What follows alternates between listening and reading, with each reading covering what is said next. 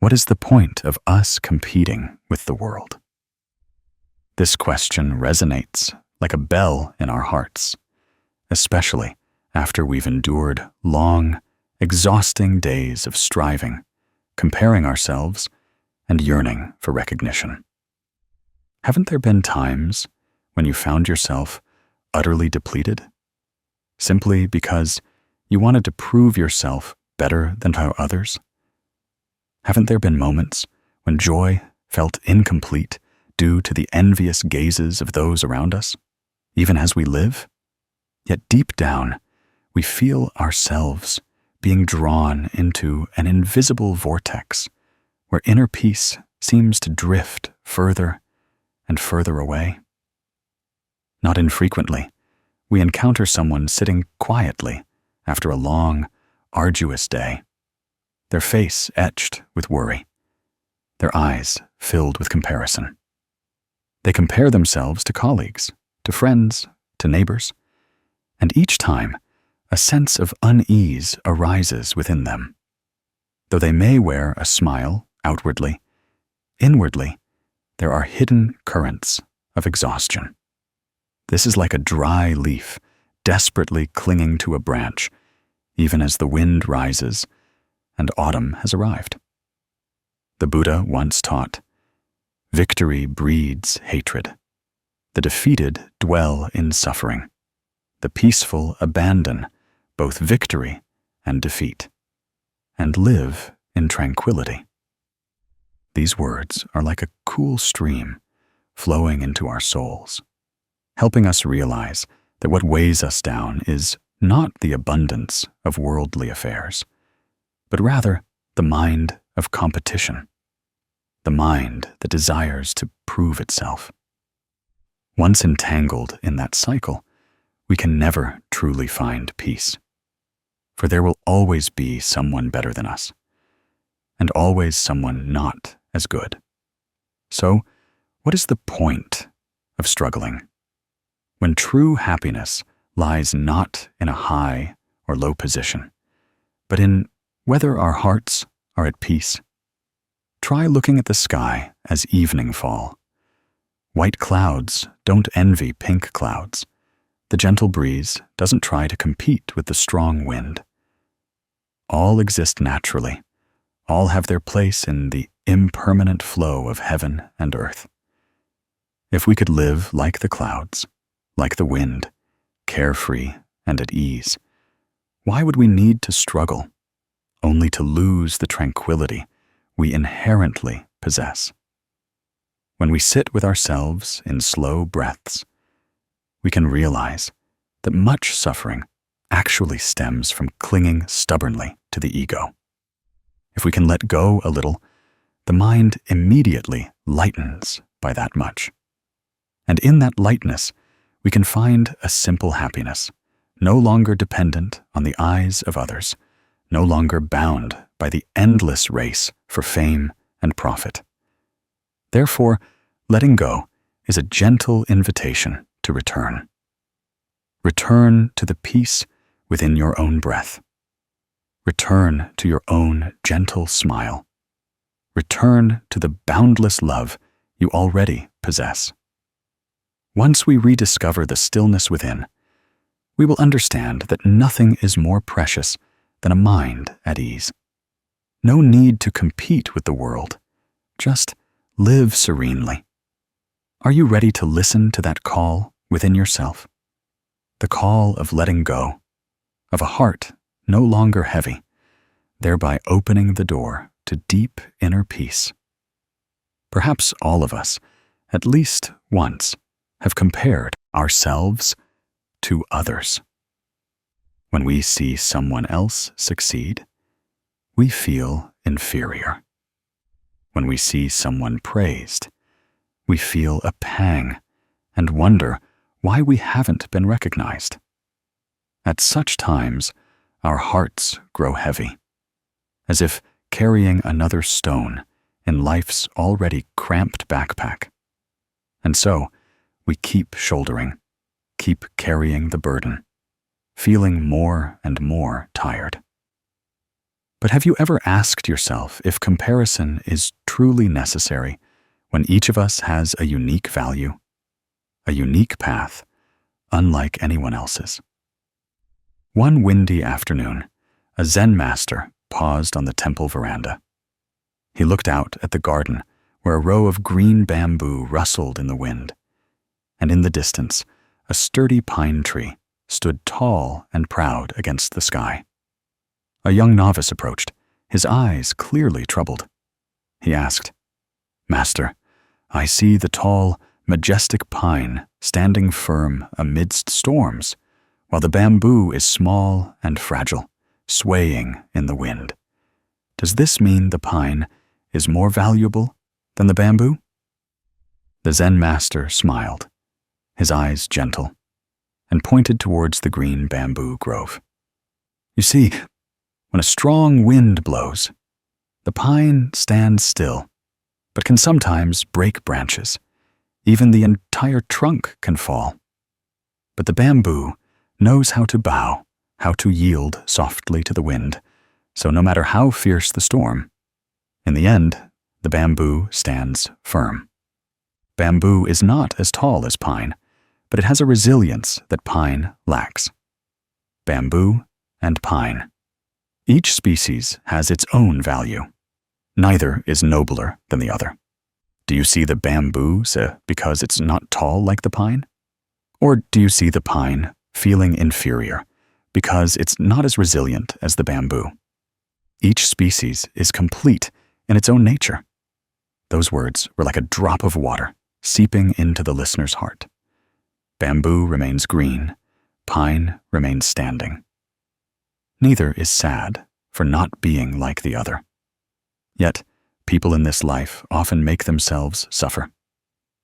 Because we want to be like others, or want others to be like us, we forget that each person has their own seed, their own disposition, their own path to grow and blossom. In the Dhammapada, the Buddha taught, "Look not at the faults of others, nor at what others have done or not done. Look rather at what you yourself have done and have not done." This teaching reminds us that what truly matters is not whether we are better or worse than others, but whether we live true to our nature, sow good seeds, and nurture a heart of compassion and wisdom each day. When we constantly look outward to compare, we will always be restless. But when we turn inward, we will find our minds settling into peace. Some people spend their entire lives chasing other people's dreams, only to realize in the end that they have lost themselves. A mother wants her child to become a doctor just because she sees another family's child become one. A father forces his child to study a certain field just to prove himself to friends. The child grows up not with their own dreams, but with borrowed ones.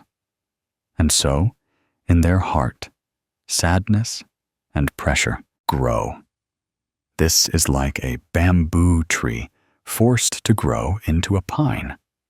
And conversely, a pine tree can never become bamboo.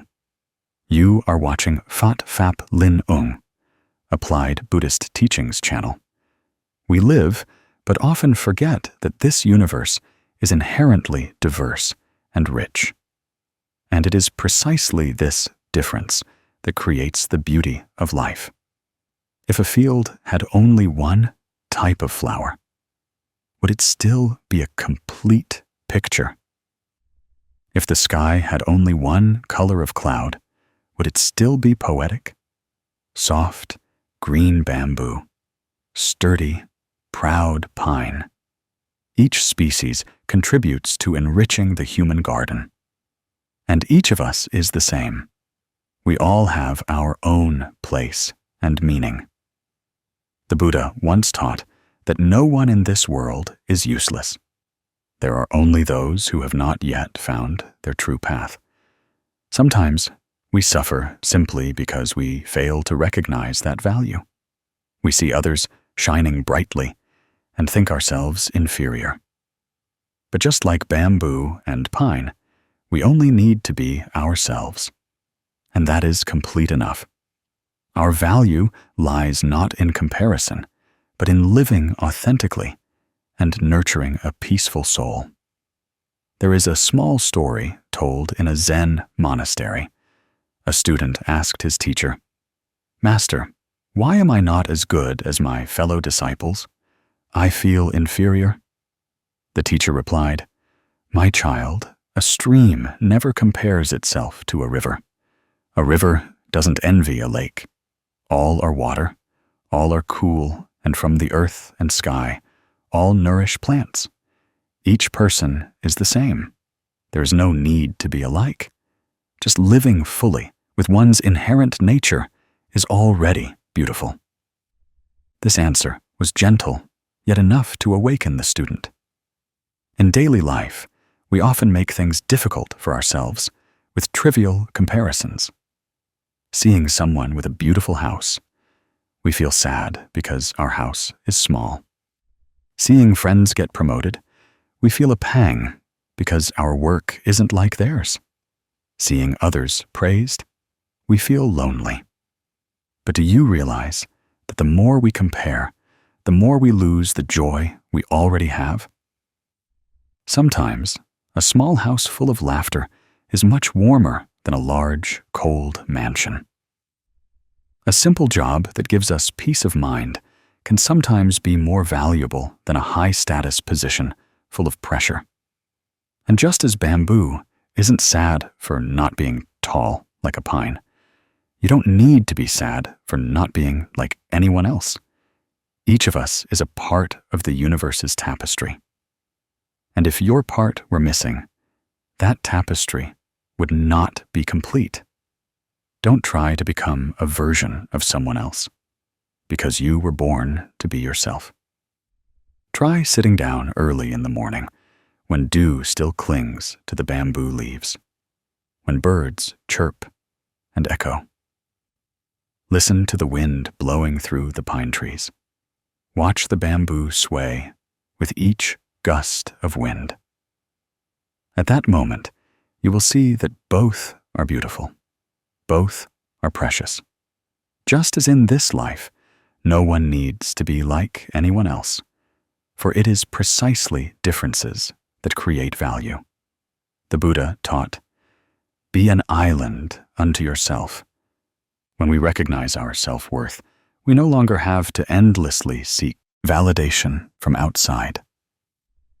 At that moment, we stand firm on our own feet, like the proud pine, like the resilient bamboo, and like the clouds flying freely in the sky. Dear friend, let the story of bamboo and pine remind you of a simple yet profound truth. We don't need to become anyone else to feel valuable. We only need to be ourselves.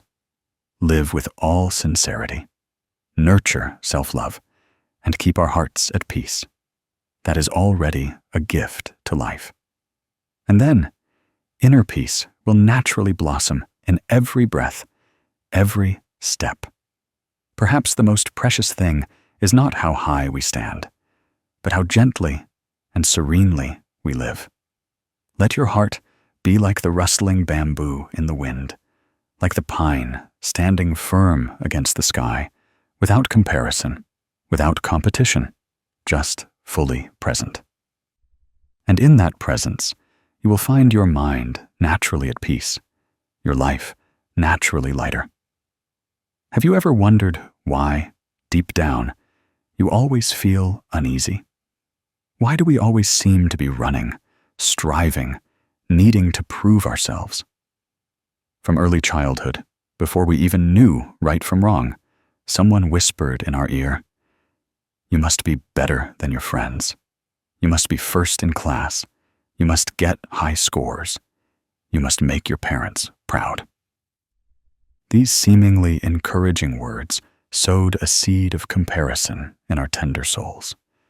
That seed grew over the years, and one day it transformed into a binding rope, making us compare ourselves wherever we go, weighing every action to see if we're better or worse than someone else.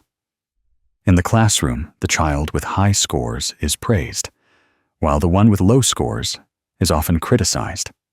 On the playground, the child who runs fast is applauded.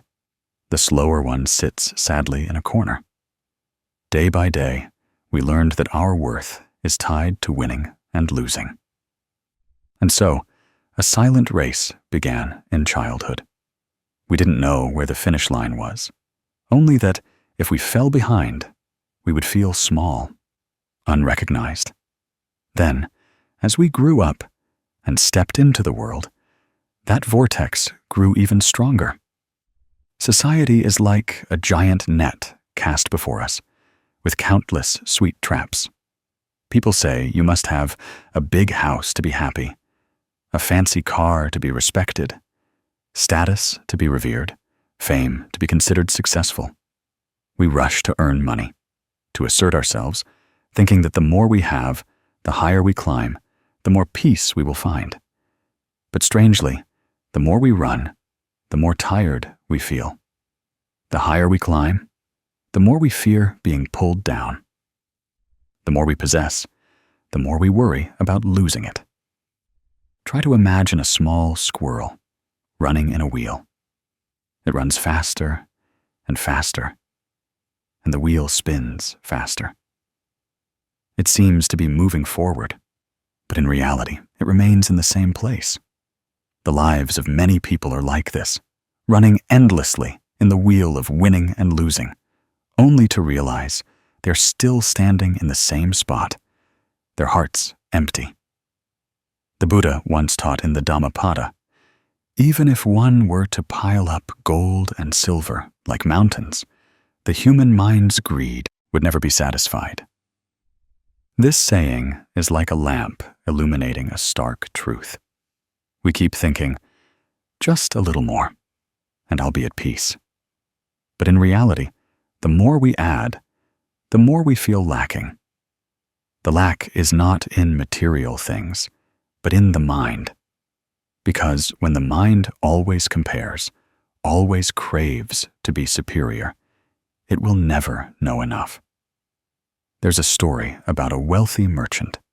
He had a large house, vast fields and gardens, and countless riches.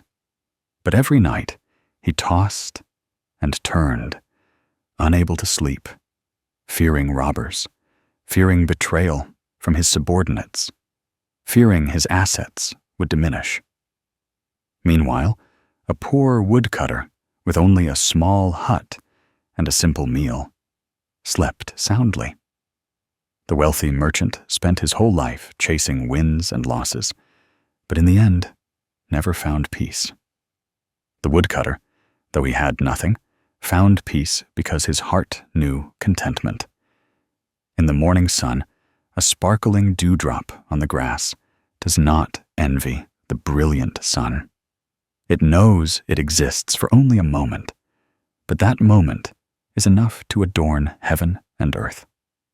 If the dewdrop were forever sad for not shining brightly like the sun, perhaps it would never know its own delicate beauty.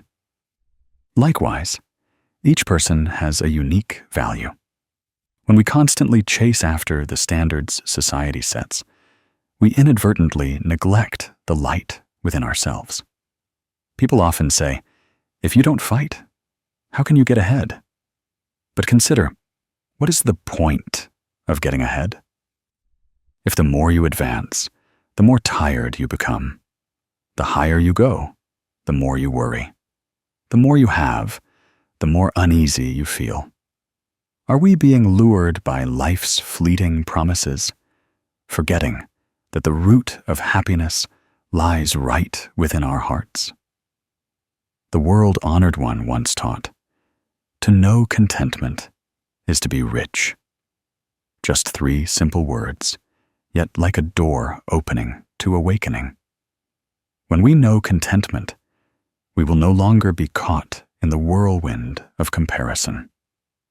We will no longer feel small just because someone is ahead, nor conceited just because someone is behind. When we know contentment, we can sit and drink a hot cup of tea on an autumn afternoon and find a whole sky of peace within it. Many people spend their entire lives accumulating houses, assets, status, but when they lie down to rest, they can take nothing with them. This body itself cannot be kept forever, let alone external possessions. All are like clouds drifting across the sky, leaves returning to their roots, rivers flowing to the sea. If we recognize this law of impermanence, will we still want to endlessly run in the race of winning and losing? An old father once told his child, "I used to think that only with a lot of money could I be happy. I used to chase after fame to be respected by others. But the more I had, the more I worried. The more respected I became, the more I feared being overthrown." It wasn't until I grew old that I understood. Happiness doesn't lie in how many people know you, but in how many moments your heart is at peace. This saying is like a warning bell for those still toiling in society's relentless cycle. In a flower garden, roses are brilliant, chrysanthemums are gentle, lotuses are pure. No species is superior, no species is inferior. If we forced chrysanthemums to be red like roses or lotuses, to bloom like chrysanthemums, the garden would lose its inherent beauty. Life is the same. Each person is a different flower. No need to compare, no need to prove anything. Just blooming true to one's own nature is already a gift to humanity. If you are feeling tired from having to prove something to others, try sitting quietly, listening to the wind rustling through the trees. The wind has never boasted of its strength, yet it helps kites fly high. Water has never envied fire, yet it makes the earth and sky cool and refreshing. Let your mind be light like the wind, clear like water, and you will naturally find no reason to compete or compare anymore. When you look within yourself, you will see that much suffering does not come from lack, but from comparison. Once you compare, you immediately lose the joy you have. Once you want to win or lose, you immediately lose your inner peace. The more you run, the more tired you become. The more tired you are, the heavier life feels. But if you stop and breathe deeply, you will realize that happiness has never been ahead. It is right here, in every breath, every laugh, every simple moment. Remember the Zen master's words. There is no winner, there is no loser. All are just clouds drifting across the sky of the mind. When you understand this, you can let go of burdens and truly feel free. And perhaps you will realize that the most precious thing is not the position you achieve in life's competition, but whether your heart has enough peace to smile in every moment. Have you ever sat in silence on an afternoon when the wind gently rustles the leaves outside, listening to the birds calling to their flock, and suddenly found your heart filled with its own stirrings? In that moment, you realize the world around us is inherently gentle and serene. It is only the human heart that constantly churns. We live amidst life, amidst countless gazes and countless opinions, easily drawn into the vortex of envy, resentment, and comparison. Yet amidst that clamor, the Buddha taught in the Dhammapada a profoundly simple sentence that contains a great truth. Among those who are hateful, we live without hatred. Just 7 words. But if we apply them to daily life, we realize that this path of practice is not easy. From childhood, we were taught to be better than others, to outperform friends in class, to win every game. As we grow older, society pushes us to have more money, more power, more accolades. It is within this cycle that envy and anger become habits. When we see others succeed, we feel a pang. When we see someone praised, we feel deprived. Then, when someone hurts us, we want to retaliate, to prove that we are not inferior. Yet, the Buddha did not teach us to chase after this competition. He simply gently reminded us, live without hatred. Just as a pure lotus blossoms amidst muddy waters, untainted by the dirt. Those who practice the Buddha's teachings are likewise. Amidst a life full of struggle, if they can maintain a heart free of hatred, a fragrant peace will naturally emanate. Do you remember a time when someone said something that made you feel a pang, your heart suddenly aching as if scratched by thorns? At that moment, instead of breathing deeply and smiling, we hastily embraced that hurt and nurtured it into resentment. Each time we met that person again, the old wound bled anew, and nameless anger flared up. We continue to carry within our hearts a treasure trove of resentment. But the more we accumulate this burden, the more cramped our hearts become, leaving no room for peace to reside. In the Dhammapada, the Buddha further taught, hatred is never appeased by hatred. By non-hatred alone is hatred appeased. This is an eternal law. Indeed, if someone throws a stone at us, and we throw another stone back, this world will be filled with pebbles. But if we choose to put it down, choose silence, choose to smile, then at least one side will no longer add to life's burdens. That person may still be angry, but we are lightened. You are watching Phat Phap Lin Ung, Applied Buddhist Teachings channel. There is a story about a Zen master. One day, he was walking along a village road and was insulted and cursed by a stranger. His accompanying disciple was extremely angry and immediately asked, "Master, aren't you angry? That person insulted you like that. Why don't you retaliate?" The Zen master smiled and said, "If someone offers you a gift and you don't accept it, to whom does that gift belong?" The disciple replied, "Of course, it still belongs to that person." The master nodded. "It is the same. That person offers me anger. If I don't accept it, it still belongs to them. Why do I need to carry it?" This simple answer enlightened the disciple. We often think that if we don't retaliate, we will be weak. But in reality, the person who knows how to keep a heart free of hatred and resentment is the one with true strength. Because the greatest strength lies not in defeating others, but in the ability to master oneself. To maintain a smile amidst a storm is true victory. Try looking at nature. The stream flowing through the rocks doesn't compete with anyone, but patiently continues, eventually merging with the vast ocean. The clouds drifting across the sky don't need to envy the birds. They simply float freely with the wind, eventually returning to the vast emptiness of the sky. We too can be like this. No need to compete, no need to nitpick.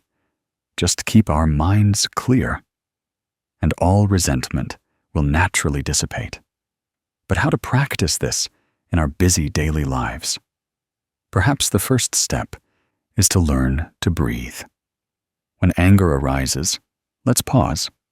Take a deep breath. Feel the air entering our lungs. Then exhale, releasing with each breath. Anger is like a fire. If we hastily add fuel with words or actions, the fire will blaze fiercely. But if we just sit quietly, breathing gently, the fire will die down. Only then will we be clear enough to smile and view the situation with compassionate eyes. In every relationship, if we constantly cling to winning and losing, we will never feel enough. But if we learn to let go a little, we will realize that everyone is suffering in their own way. The person who speaks harsh words to us is actually carrying much unhealed hurt within their own heart. The person who lives in envy is ultimately just pitiable, for they don't know how to find inner peace. Seeing this, anger will dissipate, leaving only a sense of compassion. On quiet nights, when you lie down, if your heart is full of calculations and envy, sleep will never be complete. But if you know how to forgive, how to let go, you will feel your bedding soften, your breath lighten, your sleep soothed by the wind and moon.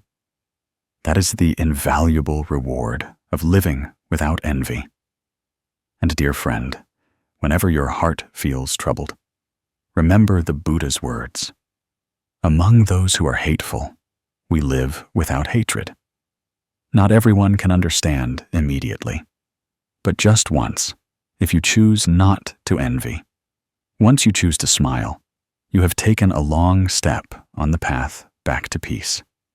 Let your heart be like a still lake. Even if someone throws a pebble into it, the ripples only spread for a moment, then disappear. The lake remains calm, clear, reflecting the blue sky. You are the same. If you know how to keep your heart free of envy and anger, then no matter how many storms life brings, your heart will remain filled with serenity. And as we conclude this section, please try closing your eyes for a moment. Take a deep breath and release all the resentment you are still holding on to. Imagine yourself standing in a green field, a cool breeze blowing, white clouds drifting idly, birds singing in the distance. In that scene, you smile and whisper to yourself, I choose to live without hatred. I choose serenity. This vow is small, but it will be a light illuminating your path, leading you to a lighter, purer life. Some mornings, stepping into the garden, we see flowers still holding dew. The gentle, sweet scent of jasmine wafts on the breeze. Not far away, in the village pond, lotuses rise, above the water, saying nothing, competing for nothing. Yet the lotus's fragrance has a pure spreading power that cleanses the heart of worldly dust. People often metaphorically describe lotus and jasmine as two flowers with distinct fragrances and colors. Lotus blooms in the mud, jasmine perfumes the night. One is noble, the other simple. They do not compete, nor do they compare themselves, because each species is complete in its own qualities. Humans, however, are different. We often carry the habit of comparison in our hearts. From childhood, we are placed alongside others. Who studies better? Who is better behaved? Who is more successful? As we grow older, this comparison becomes ingrained. Whose salary is higher? Whose house is prettier? Whose children are more accomplished? Thus, our hearts are never at peace, constantly pushed and pulled in the vortex of winning and losing. And then we forget a simple truth. Just as the lotus doesn't compete for fragrance with the jasmine, we also don't need to turn ourselves into a copy of someone else. The Buddha, in the Dhammapada, taught that no one is born to envy or compete. The wise do not compare themselves with others, but quietly cultivate their own minds. This saying is like a guiding light for hearts weary in life's cycle. For once we let go of the habit of comparison, the mind immediately becomes light, and happiness arises from within. Try to imagine a lotus in a pond. It never thinks it must emit a strong fragrance to overpower jasmine, nor does it need to be as brilliant as a rose to be praised. The lotus simply is a lotus, complete in its own being. It is this quietness that creates its pure fragrance, drawing many to admire it and feel its stillness. That is also the profound lesson life imparts to us. Just being ourselves is precious enough. In daily life, how many times do we become exhausted simply by comparing ourselves to others? A woman sees her friends with fulfilling homes and feels chagrin for her own fate. A man sees his colleagues succeed and feels uneasy in his heart. A student sees a friend with high scores and blames themselves. This silent comparison erodes joy, making us unable to appreciate our own unique beauty. But if we choose to stop, we will see that life is inherently a vast garden where each person is a different kind of flower. Each species has its own fragrance and color, no need to compete, yet still contributing to a complete picture. Once, someone came to the Buddha and asked, "World-honored one, I always feel inferior when I see others who are more capable, wealthier. What should I do to quiet my restless heart?" The Buddha smiled and told a story about flowers. He said that in a forest, hundreds of flowers bloomed, from tiny wildflowers to magnificent ancient trees. But no species of flower ever competed for sunlight or rain.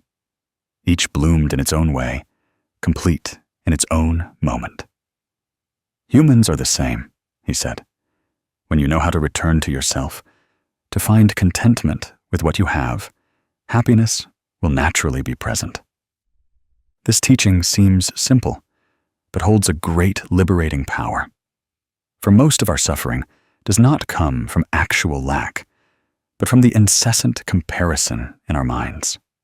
We suffer because we see others as better than us, but rarely look back to see the richness within ourselves. We forget that each person has a different journey. The path we walk cannot be the same as others, because each person's karma, root affinity, and blessings are unique. So why do we keep trying to compete for fragrance, like the jasmine, while the lotus already shines in its own way?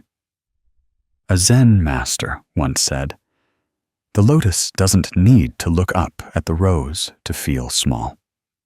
The jasmine doesn't need to envy the peony to feel weak.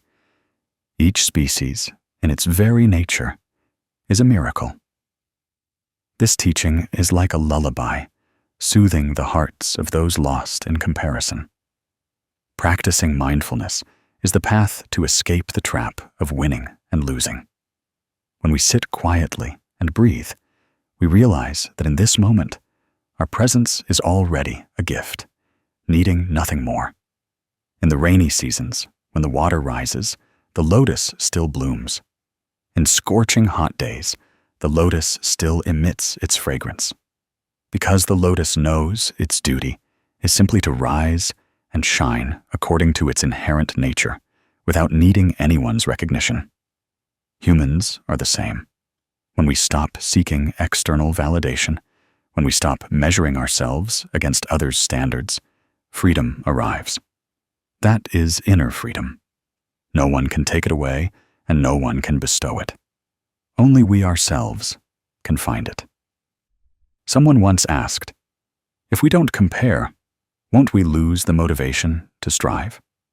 But in reality, motivation doesn't come from competition, but from the joy of creation and intrinsic inspiration. When the lotus blooms, it doesn't compare itself to the jasmine, yet it still reaches high, still radiates its fragrance. It develops not to surpass anyone, but to live fully as itself. And that is also how we grow, how we flourish in life, without losing our serenity. Try to recall the truly peaceful people you've met. They are often those who know how to let go of comparison, know how to smile at themselves, know how to find joy in the small pleasures of the present. They may not be the wealthiest or the most prominent, but in their eyes, there is a profound peace. And it is this peace that radiates outwards, making anyone who encounters them feel warm at heart. That is the pure and serene fragrance of the lotus. Perhaps you too have experienced moments of self-doubt when you saw others doing better than you. You felt your heart constrict, as if you were small and meaningless. But if, in that moment, you closed your eyes, took a deep breath, and imagined yourself as a lotus, quietly radiating fragrance in a pond, you would see a miraculous change. You would realize that you don't need to compete because the light is already within you. Just allowing yourself to bloom is enough. The lotus doesn't compete for fragrance with the jasmine. Likewise, you don't need to compete with anyone. This world already has too much comparison, envy, and hatred. We just need a little more peace, a little more stillness, a little more lotus fragrance in our souls. When you can live like this, not only will you be at peace, but those around you will also benefit from that peace. Then, when you let go, you will feel your heart lighten. The competitions of yesterday will turn out to be just like clouds drifting across the sky, no longer strong enough to hold your steps. Instead, a gentle faith will rise within you, that simply by living true to your own being, you are enough, you are beautiful, you are complete. And as nightfall, in the gentle breeze, the scent of lotus still wafts from the pond, a reminder that life doesn't need winning or losing, doesn't need comparison. It just needs a heart that knows how to find peace, and then everything becomes complete. Let the Buddha's teachings, let the image of the lotus guide you back to the stillness within. There, you will see that you are already a perfect flower, needing no competition for fragrance with anyone, yet still shining brightly in life. One autumn afternoon, as the last rays of sunlight painted the leaves golden, a young man sought out a Zen master living on the mountainside.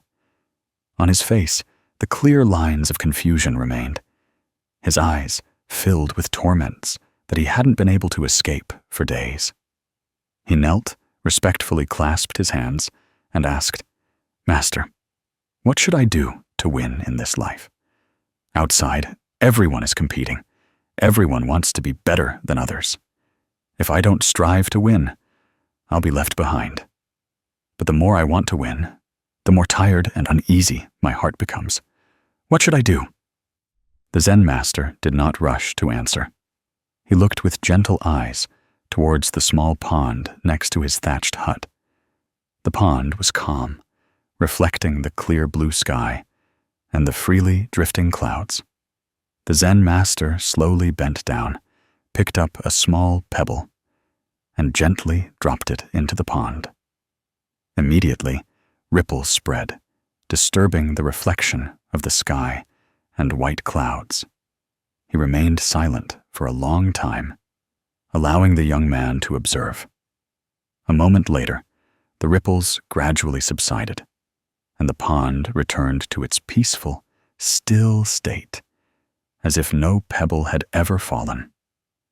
At that moment, the Zen master gently said, "Do you see? The water eventually settles. The wind eventually stops. Your mind is also like this pond. Just keep it still, and no external storms can shake you. The greatest victory is not defeating others, but conquering yourself. Hearing this, the young man fell silent. It was as if a door had just opened in his heart. For so long, he had been endlessly striving, fearing inferiority, chasing after competitions of winning and losing, forgetting that the first thing he needed to conquer was the impatience, greed, and unease within his own heart. The story of the Zen master and the pond is simple, yet it contains a profound lesson that all of us need to contemplate. In daily life, whenever we face difficulties, injustice, or hurtful words, our minds immediately churn. We often want to retaliate immediately, to prove we are right, to get the last word, to assert our argument. But at such times, aren't we just like the pond that has just had a stone thrown into it, its surface disturbed, no longer reflecting the sky, no longer maintaining its inherent stillness? The Buddha, in the Dhammapada, once taught that though one may conquer 1,000 times 1,000 men in battle, yet he is the greatest victor who conquers himself. That teaching echoes like a resounding bell, its value undiminished even after thousands of years, remaining relevant today. For life is inherently an endless stream, sometimes calm, sometimes turbulent. If we only focus on fighting against external waves, without recognizing that the root is the agitation within our own minds, we will never find peace. Try to look back at yourself. How many times have you spent sleepless nights because of someone's unintentional words? How many times have you suffered because you saw others doing better while you fell short? How many times have you blamed yourself for not achieving what society deems successful? In all those moments, we inadvertently allowed the stones of craving, anger, and delusion to fall into the lake of our consciousness, clouding its surface. But if we choose to sit in silence, take a deep breath, and smile at the situation with eyes of compassion, we will realize that the water will clear again, the mind will settle again. Every storm will pass. Only peace is the final harbor. The Zen master dropped the pebble into the pond not to disturb it, but to teach the young man a lesson. Look at the nature of impermanence. What begins also ends. The wind that rises also eventually stops. If we are patient enough to wait and keep our minds from being carried away by the storms, peace will naturally return. This is also the message of the Buddha in many of his discourses. The mind is like water. When still, it reflects everything.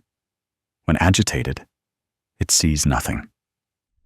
Life is not a competition where we must always strive to win or lose. Sometimes, losing to others once or yielding in an argument is actually a victory over ourselves.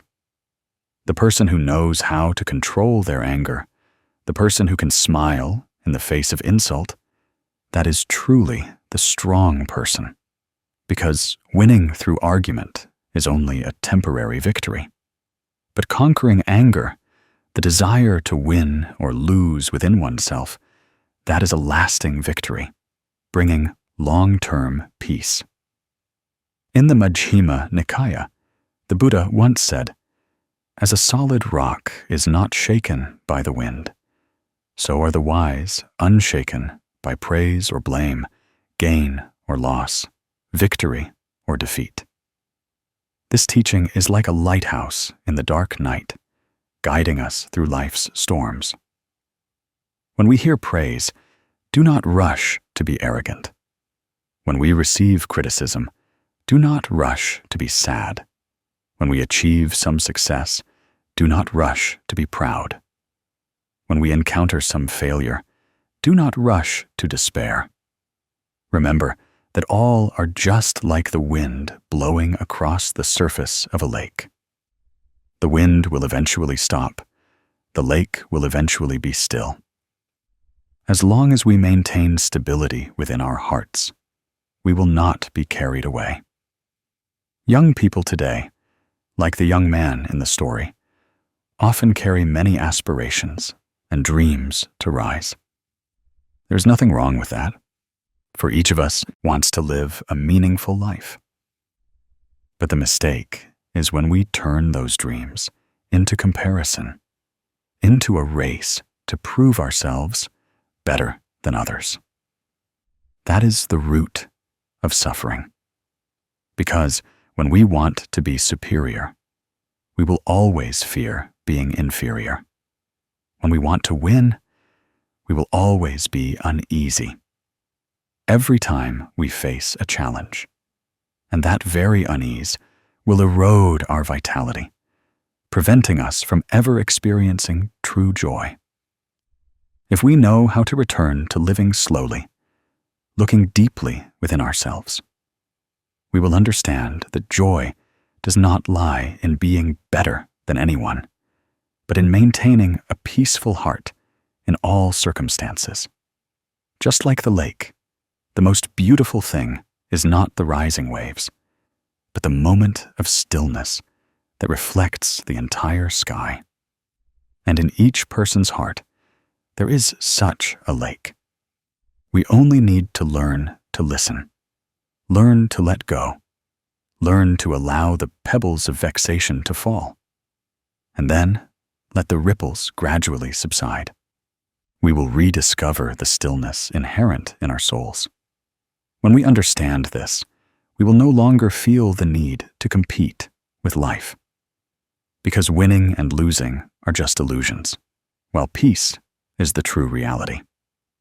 People may chase applause, the recognition of others, but when night falls, when alone and quietly facing oneself, only stillness brings peaceful sleep. The greatest victory, as the Zen master taught, is conquering oneself. It is conquering anger when insulted. It is conquering greed when faced with temptation. It is conquering fear when facing challenges. It is conquering the habit of blaming when things don't go as desired. These victories are not applauded, no medals are awarded, but they are the victories that bring lasting happiness. Because once we master our minds, we will no longer be carried away by the storms of life.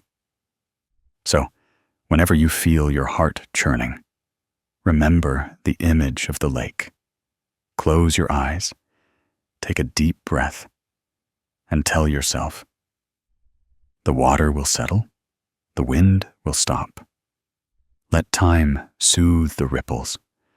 Let my mind rest for once instead of striving to resist. For the more I resist, the larger the waves become.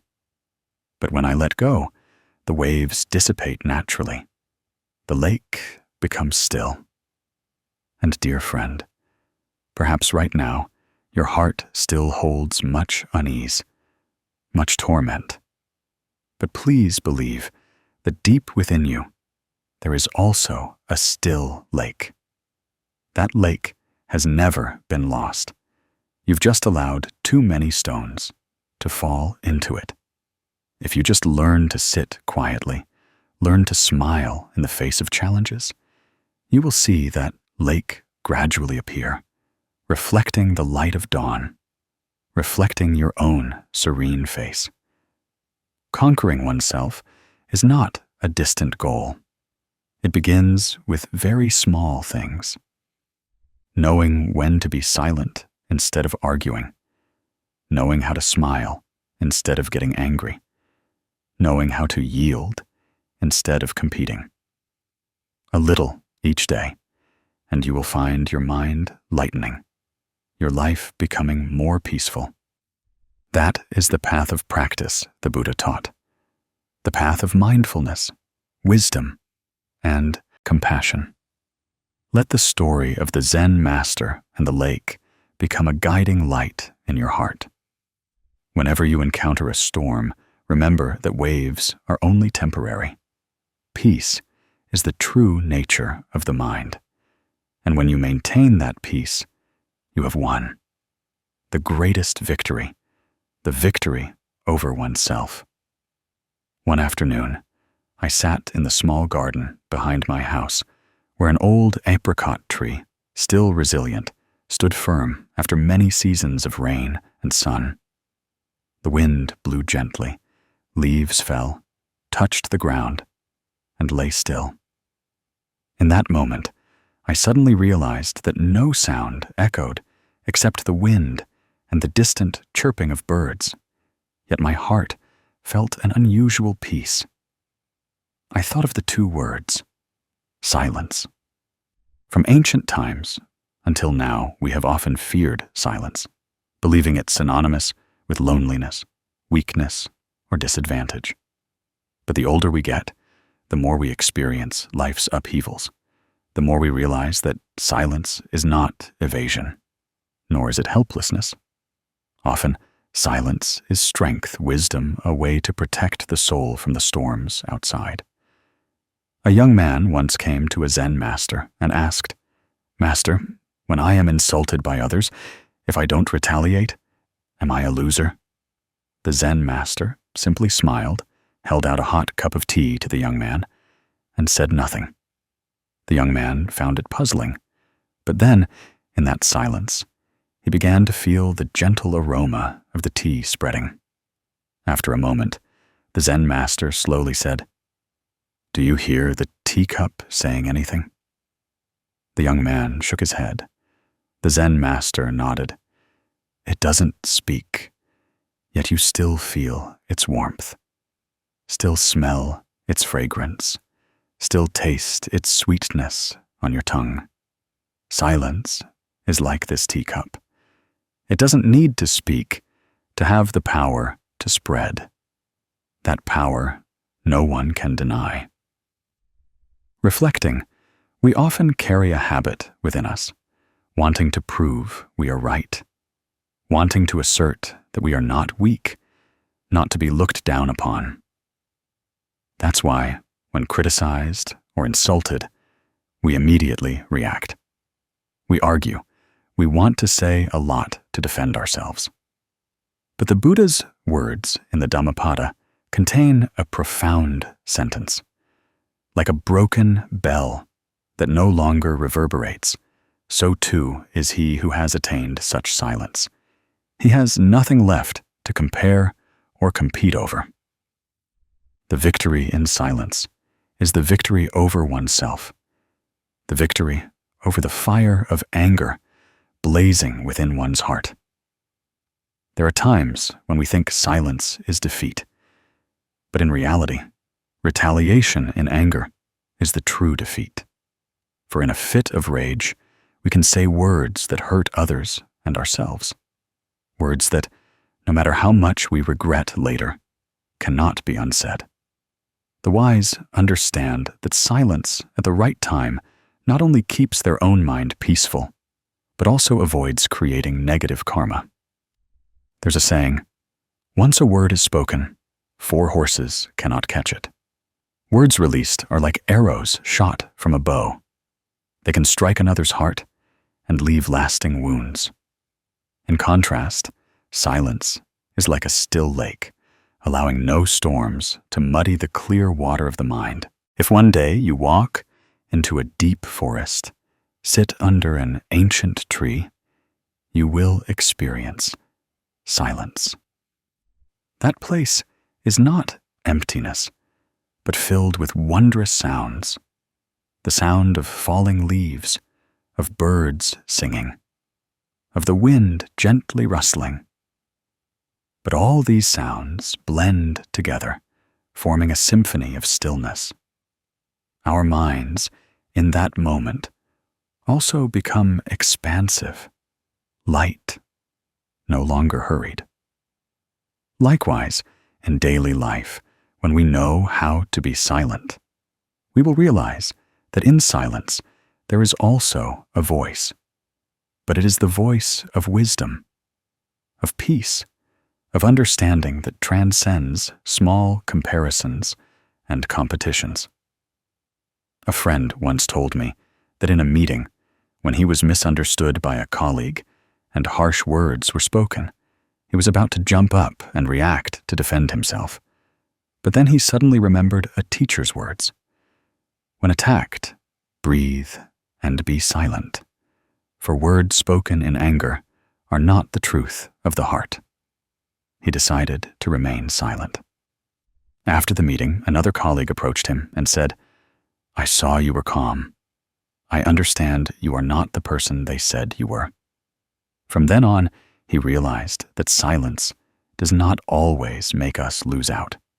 Often, it is silence that makes others realize our true nature.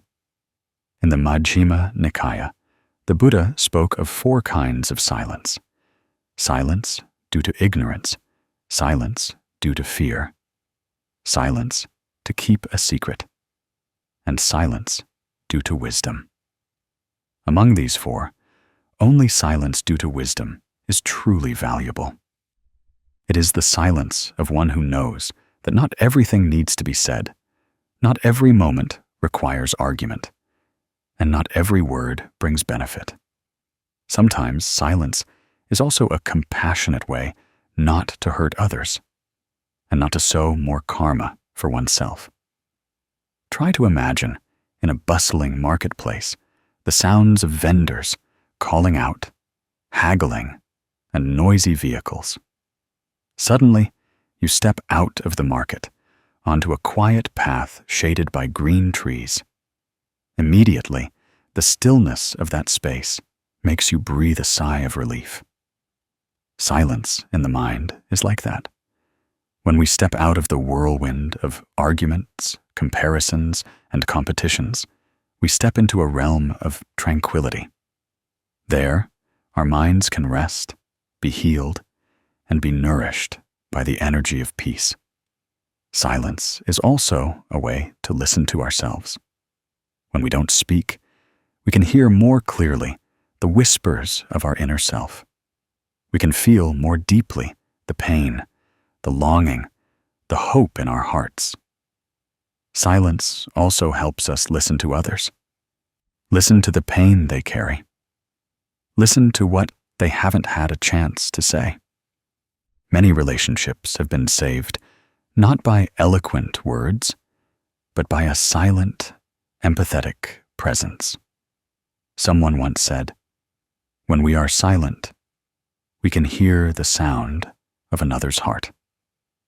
However, silence is not avoiding forever, nor is it never speaking up.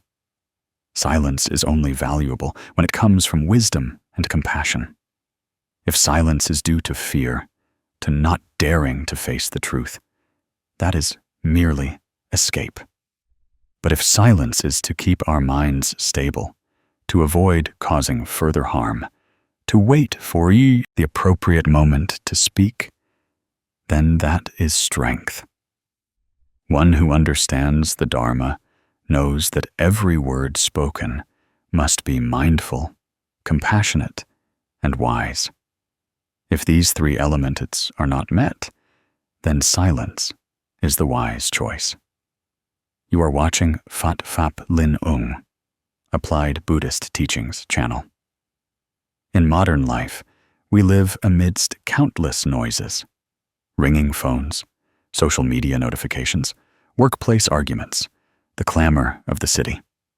Gradually, we forget the value of silence. We fear being alone, fear having no sound in our ears. But try once to turn off all devices, sit quietly in a small room, just breathe deeply, and listen to the silence. You will feel a new energy spreading in your heart. This silence is not empty. It is a space for us to return to ourselves, to clearly see the nature of life, to let go of some of the external noise. The Buddha's teachings remind us that in silence there is mindfulness. In silence, there is insight. Because when we are no longer swayed by arguments and competition, our minds can become clear, recognize the impermanence of things, and clearly see that all suffering is just like clouds passing across the sky. Silence is the door to inner freedom, where we are no longer imprisoned by the voice of the ego. If today you are tired of arguments, gossip, and life's endless comparisons, try sitting down, closing your eyes, and being silent. Allow your mind to rest like a lake that has ceased to ripple, like the sky clear after rain. At that moment, you will feel a gentle, peaceful energy tranang up, flooding within you. That is the invaluable gift that silence bestows. And please remember, silence is never a loss. For there are battles we don't need to join, words we don't need to answer, things we don't need to prove. A person's true strength lies not in speaking a lot or winning arguments, but in knowing when to speak and when to be silent. Silence at the right time, silence born of wisdom, is the greatest victory. As night falls and the sky is full of stars, we look up and see the vast universe, feeling our own smallness. At that moment, we understand that all of life's arguments and competitions are merely small waves on a boundless ocean. The ocean will eventually be calm. The waves will eventually dissipate, leaving only vast stillness. The mind of one who knows silence is equally vast, undisturbed by small waves. So, if someone asks you whether silence means defeat, smile like the Zen master of old. For only those who have never tasted the sweet flavor of silence believe it to be weakness.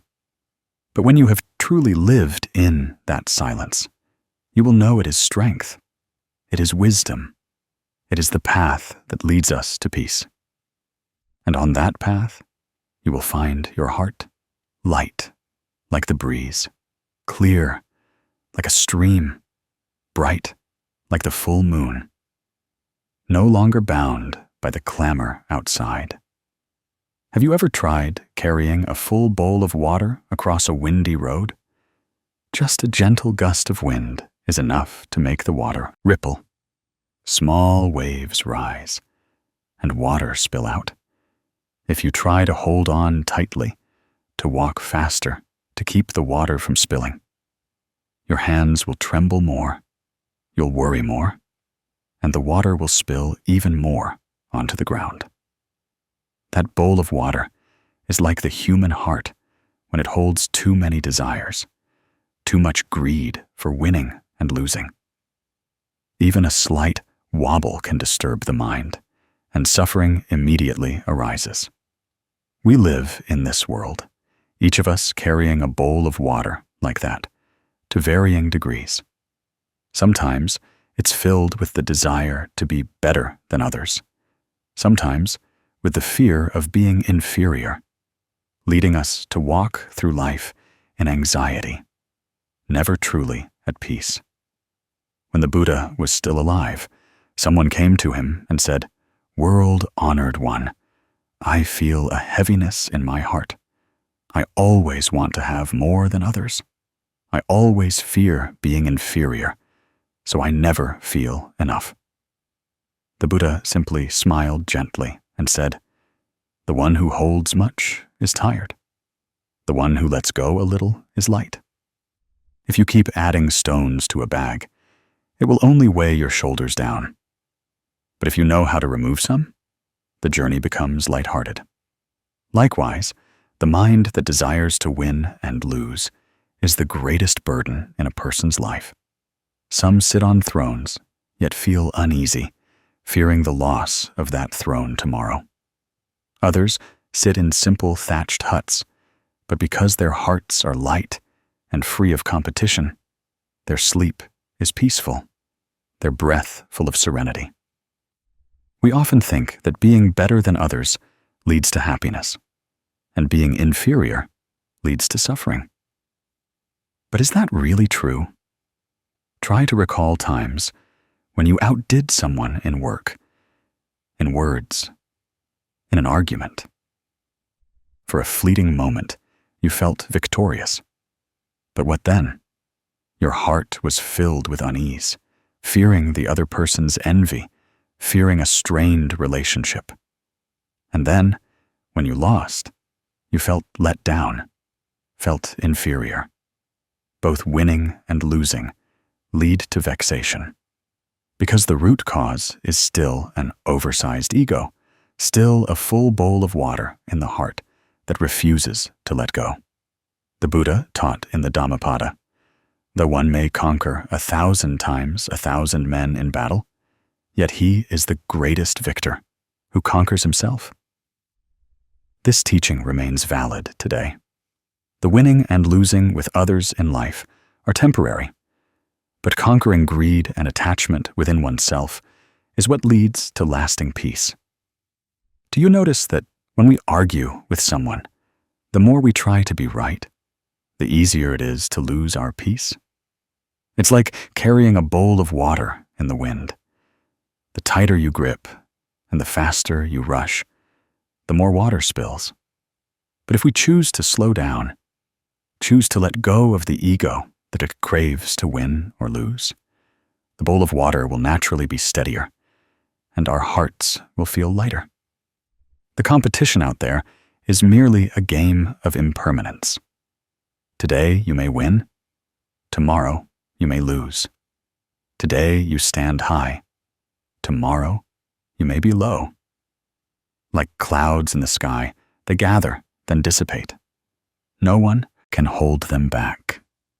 If you cling to that, you will forever be tossed by life's winds, never standing firm. People often confuse letting go with weakness. In reality, letting go is wisdom. To let go is not to surrender, but to not need to win. To let go is not to lose, but to create enough space in the mind for light to enter. A garden that only has trees planted and is never weeded will soon suffocate. A room that is constantly filled with belongings will never have space for a fresh breeze to rush in. The human mind is the same. If it tightly clutches to winning and losing, right and wrong, desires and hatred, then the mind will be cramped and stifled. Only when we let go, release some of the burden, does the mind become expansive and at ease, like a wide-open garden embracing the morning light. In life, we easily see people toiling under the heavy burden of winning and losing. Some strive for fame and power, attain high positions, then fear losing them. Some accumulate wealth, acquire much, then fear it being stolen. Some, even within their families, want to win and lose. Everyone wants their words to be right. As a result, the home becomes a battlefield, laughter replaced by arguments. But there are also those who choose a different way of living, a lighter way, knowing contentment. They don't compete. They just quietly do good deeds, keeping their hearts pure. And they are the ones who find more joy. Because, as the Buddha once taught, the one who knows contentment is the wealthiest person. Knowing contentment does not mean not striving, but not allowing one's heart to be bound by insatiable desires. Knowing contentment means being able to smile with what one has, appreciating every meal, every drop of water, every ordinary moment. Try closing your eyes for a moment. Take a deep breath. and exhale slowly. Can you hear the birds singing outside, the wind rustling the tree branches, the sunlight pouring onto the veranda? These things are still present, still beautiful. But often we don't realize it because our minds are too busy with winning and losing. The bowl of water in our hearts is always full, leaving no room for simple happiness to visit. Let go a little, and you will see how gentle the world around you becomes.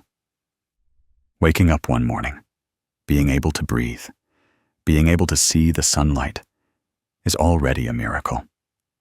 Having a loved one sitting beside you, smiling at you, is a great happiness. If we keep chasing the competition out there, we will unknowingly drop all these miracles. In the scriptures, there is a saying, when the mind is pure, the environment is pure. This means that when your mind is at peace, the world around you also becomes peaceful. One who carries the burden of winning and losing sees vexation everywhere. Everyone becomes an opponent. One who knows how to let go sees flowers blooming and birds singing everywhere. Life becomes a peaceful melody. The difference is not in the circumstances, but in each person's perspective. Just like the same gust of wind. The person holding a full bowl of water sees it as a threat, while the person sitting idly under a tree finds the cool breeze pleasant.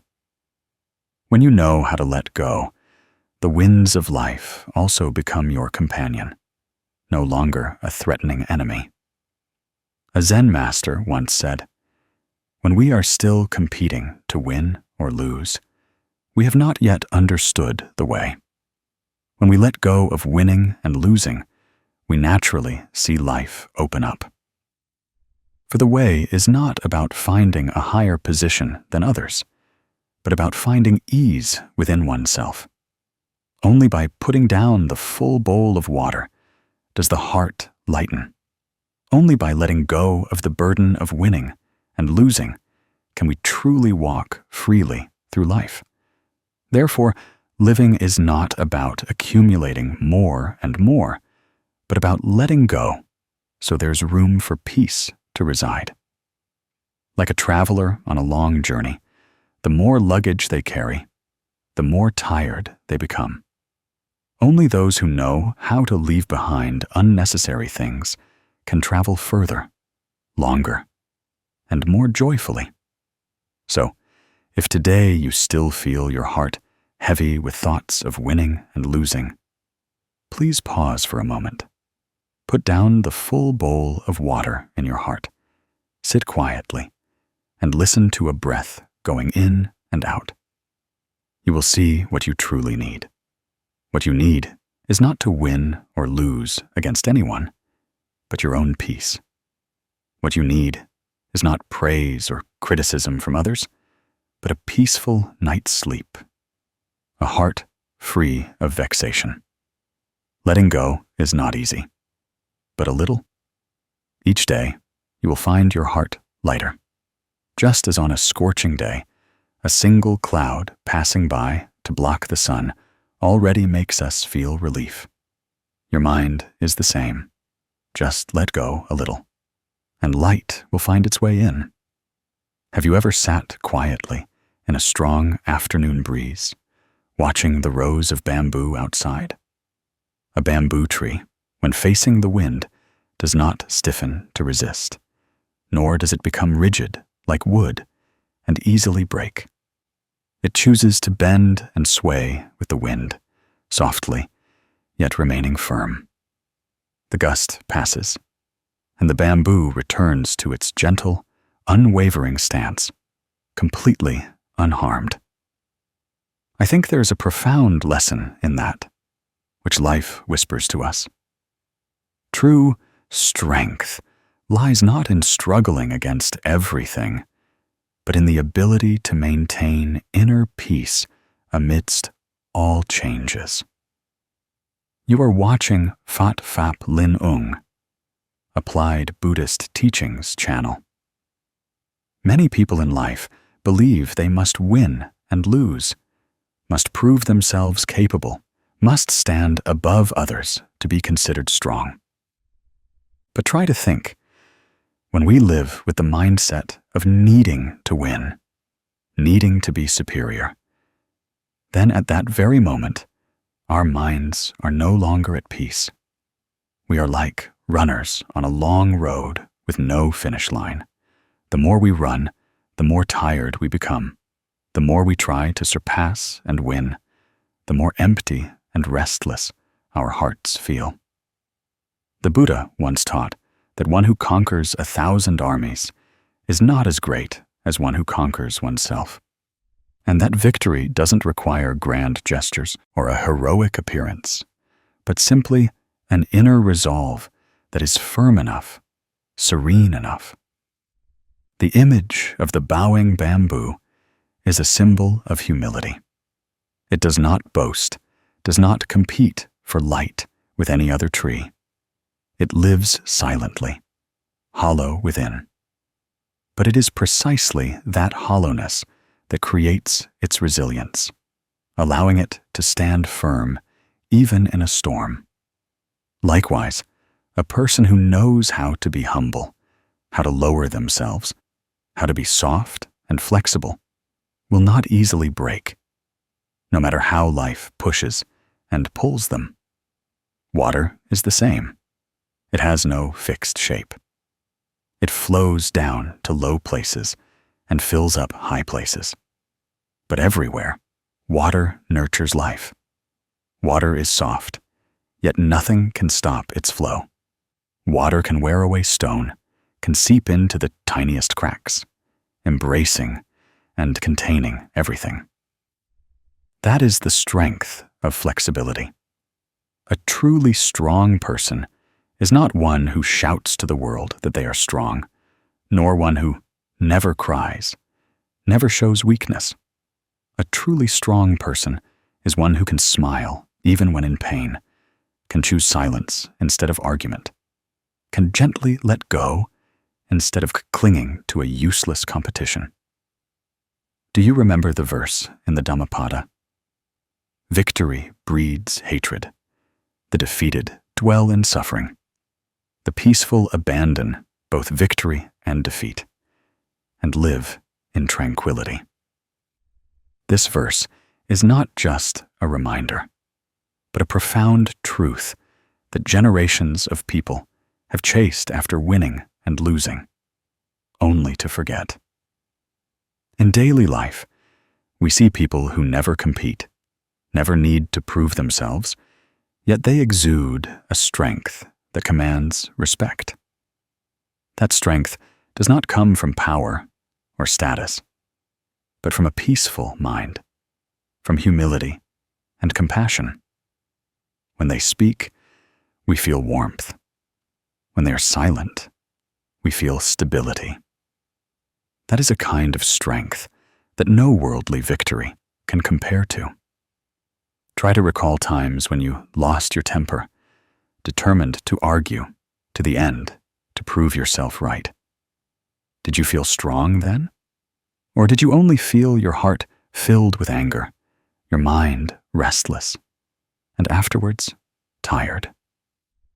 Conversely, there are times when we choose silence, choose to smile, choose to let go of our ego. Others might think us weak, but in reality, that is when we are strong enough not to be controlled by emotions. The greatest strength is not conquering others, but mastering one's own mind. In the scriptures, the Buddha often used the image of water to teach us about true softness and strength. Water is not rigid, it doesn't struggle, yet it passes through all obstacles, even eroding rock. Humans are the same. When we know how to be soft, how to let go, how to live flexibly like water, only then can we overcome all challenges. People often fear weakness, but it is precisely softness that is the foundation for lasting resilience. There's a story that a Zen master walked through a forest after a great storm. Many large, ancient trees had been toppled, but the small bamboo groves remained standing. The Zen master smiled and exclaimed, "The soft overcomes the hard." Indeed, bamboo yields to the wind, bending with each gust, so when the wind passes, the bamboo remains serene. If we constantly strive against the current of life, sometimes that very rigidity can make us break. A truly strong person doesn't need to win everything, because they understand there's nothing to win. This life is inherently impermanent. Today, you may win, but tomorrow, you may lose.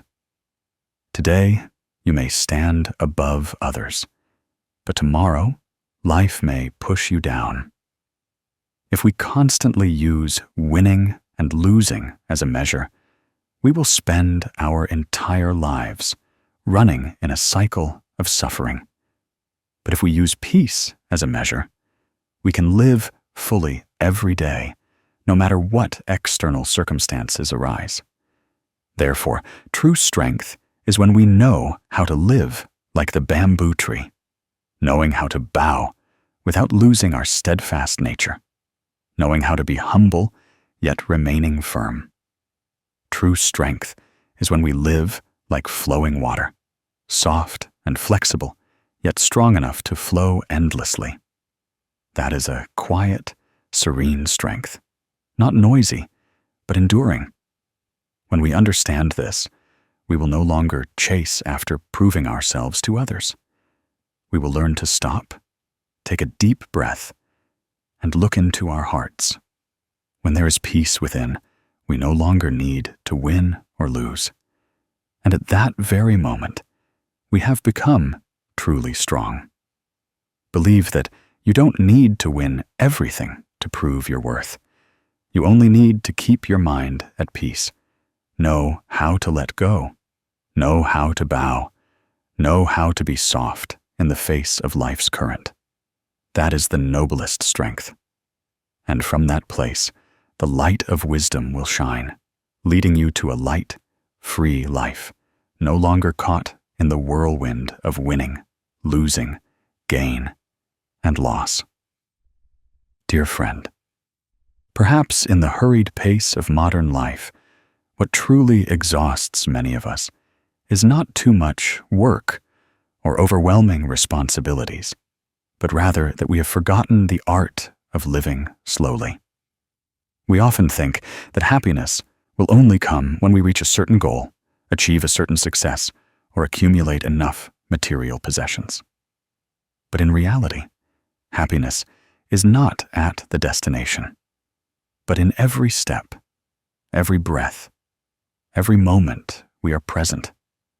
That is the spirit the Buddha taught, and it is also the message we need to return to in order to live lightly, to find peace in our hearts. Try to imagine waking up in the morning. Instead of hastily checking your phone for news, rushing out the door, you allow yourself to sit for a few minutes.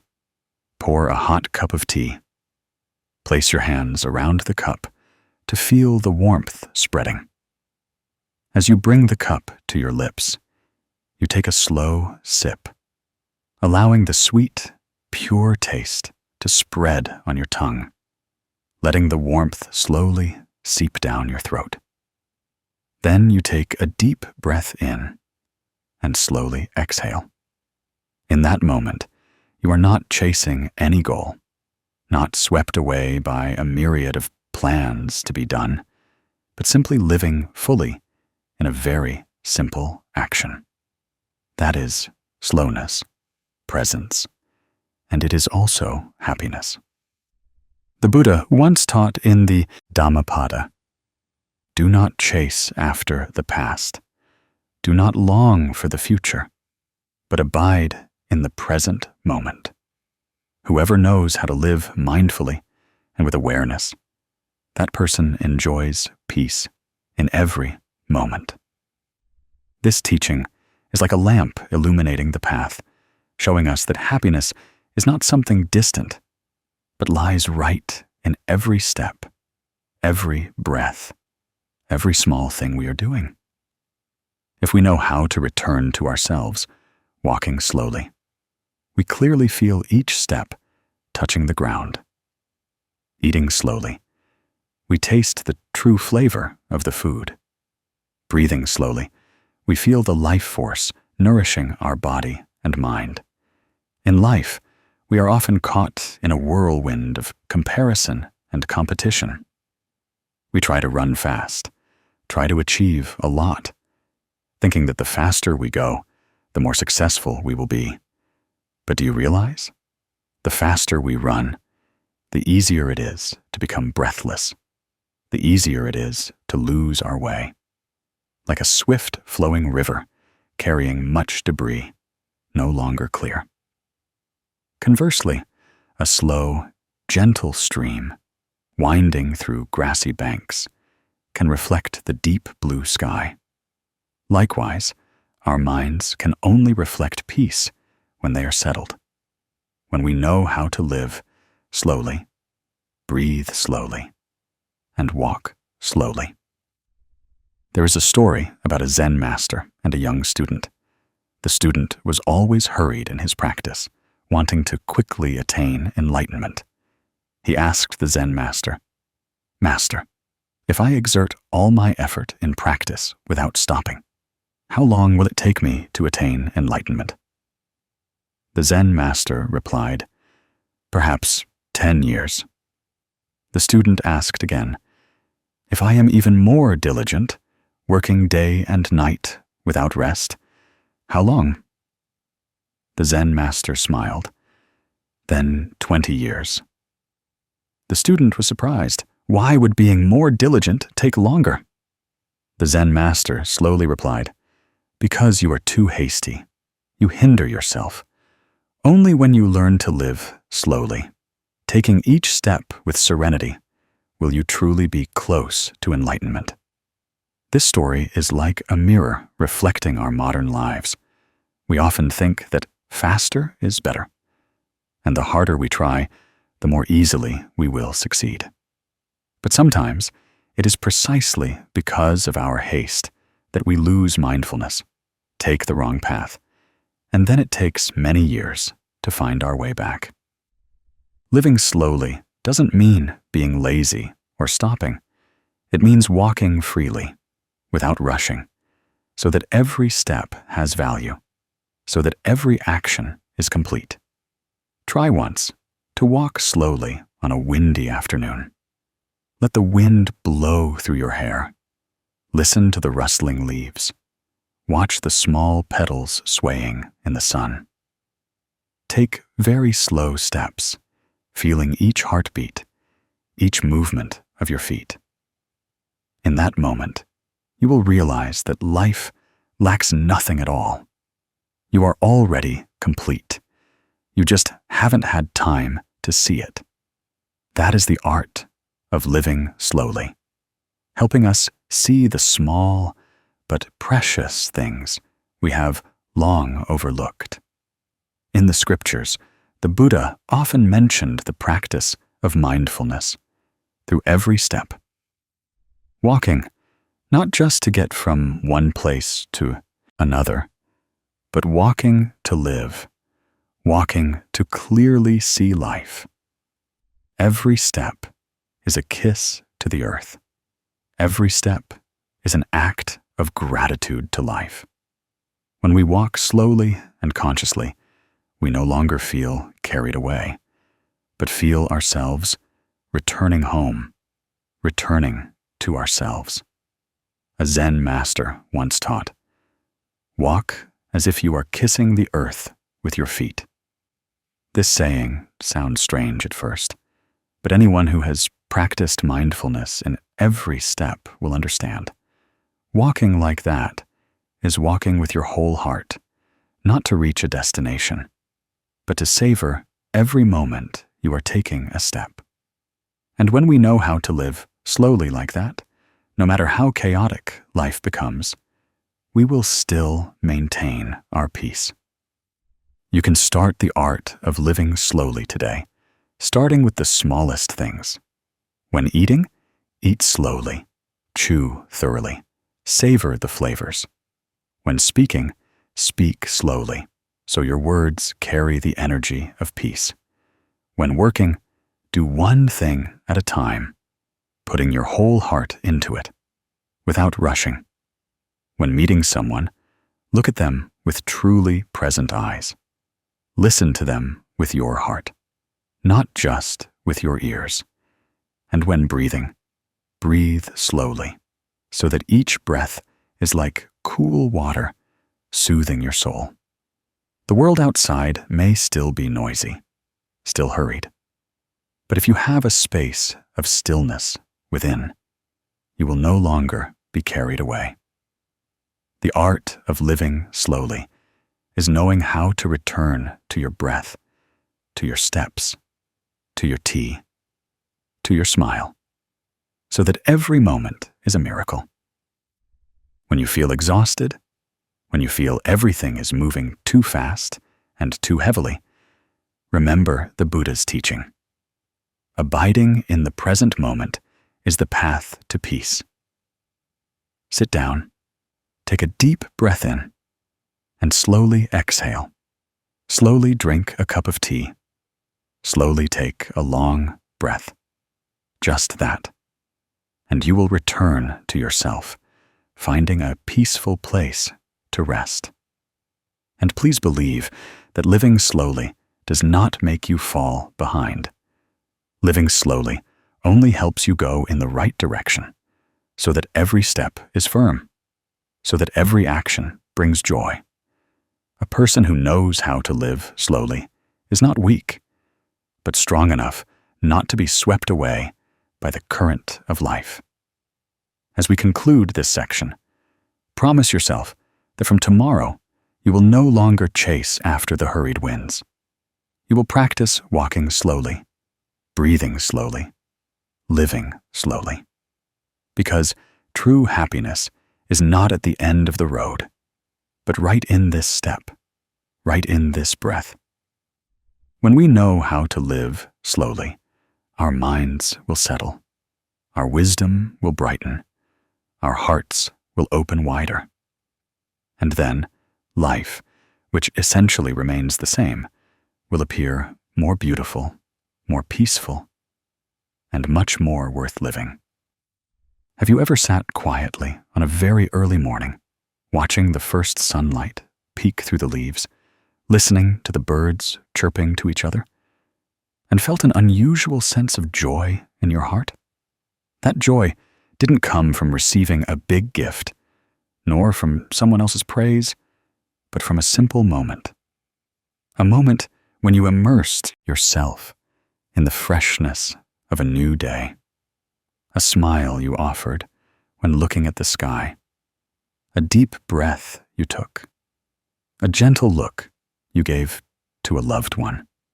Life, in truth, doesn't need too much ostentation. Just a little simplicity, a little sincerity is enough to bring peace to your heart. Today, we will sit together to talk about the art of simple living. Authentic living is the path to true happiness that the Buddha himself once taught. As modern people, we are often caught in the whirlwind of success, fame, and status.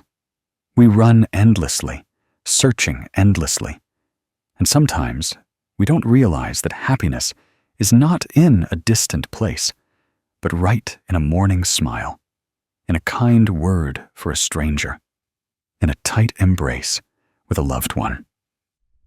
The Buddha once taught that the one who knows contentment is the wealthiest person. Knowing contentment here does not mean living in scarcity or giving up everything, but keeping your mind light, not burdened by excessive desires. When we live simply, we realize we are shedding a burden. Less ostentation means less worry. Less desire means less bondage. Simple living is opening the door to embrace peace. There's a small story that an old Zen master would drink tea in silence every morning.